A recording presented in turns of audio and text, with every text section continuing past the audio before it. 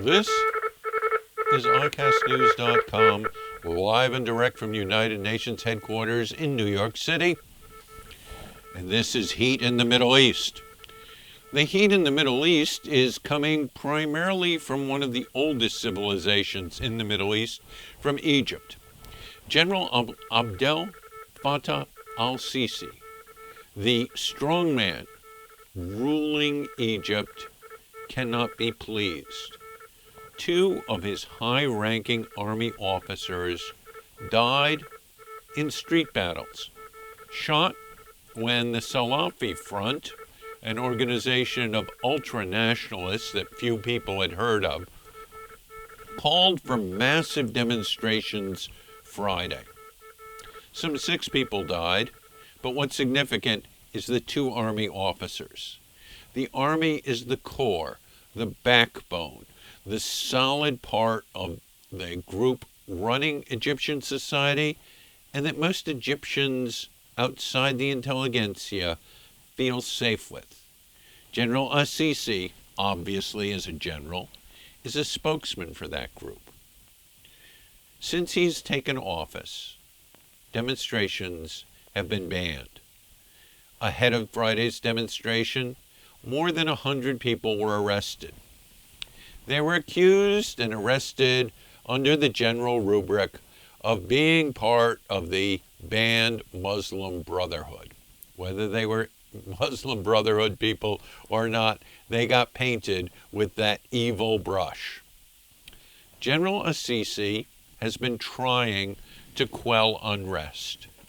He succeeded in cutting off demonstrations, but in North Sinai, bombs are going off, people are being assassinated, army patrols are being ambushed, there's unrest and discontent, all this going on at the same time as General al-Sisi is trying to isolate Egypt from Gaza by declaring a larger free fire zone, something akin to the destruction of buildings and properties that went up before the Berlin Wall was erected in Berlin.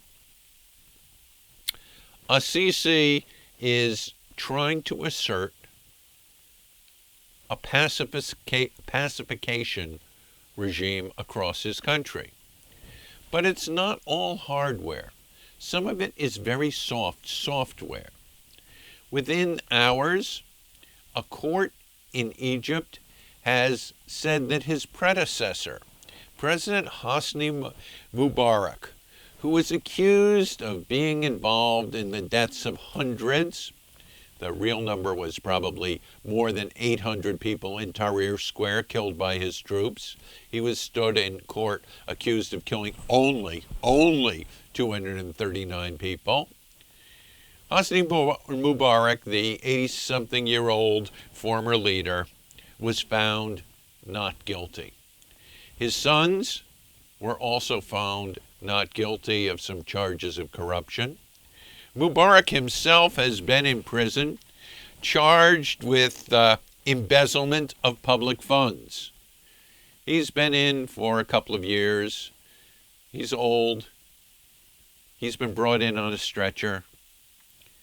Remarkably, in a sign of maybe lustration, maybe tolerance, maybe generosity to an old man, al-Sisi clearly has told the court not to add on to Mubarak's sentence. But still, he's been going through the court. The evidence of the corruption of the old regime has been brought before the people to discredit it. The new regime, the army regime, wants to proceed by putting Egyptian society together by regimentation and regulation and moderation, moving away from the freely elected government that brought the Muslim Brotherhood to power, a power they didn't know just what to deal with. And if that isn't upsetting enough for the regime existing and finding ways to coexist with the population under General Assisi, there is the fact, as we reported last week on Bubbling Under and Bubbling Over, that in a key ruling, an Egyptian court failed to find guilty a doctor who had performed female genital mutilation. Female genital mutilation, a kind of female circumcision, is now done mostly by what we might call medical professionals, which is better than, as it was before, by grandmothers and midwives and barbers who did this barbaric surgery and then tossed sand or hot wax or salt on the wounds. Still, this medieval practice, said to inhibit female lust, is being widely practiced in Egypt. It affects the majority of the population, the better half of the population, the female half of the population, and doctors and the establishment, even though this has been outlawed, are still engaging in such barbaric practices. This at a time when the young people in Egypt are looking, desperately looking, to join a modern world.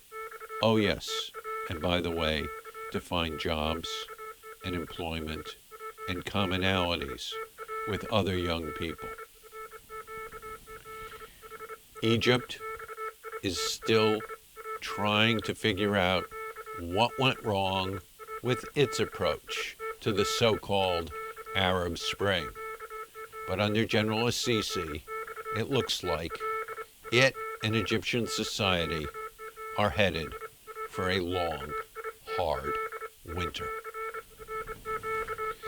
For Heat in the Middle East on ICASTnews.com, live and direct from United Nations headquarters in New York City, I'm Jonathan Sanders.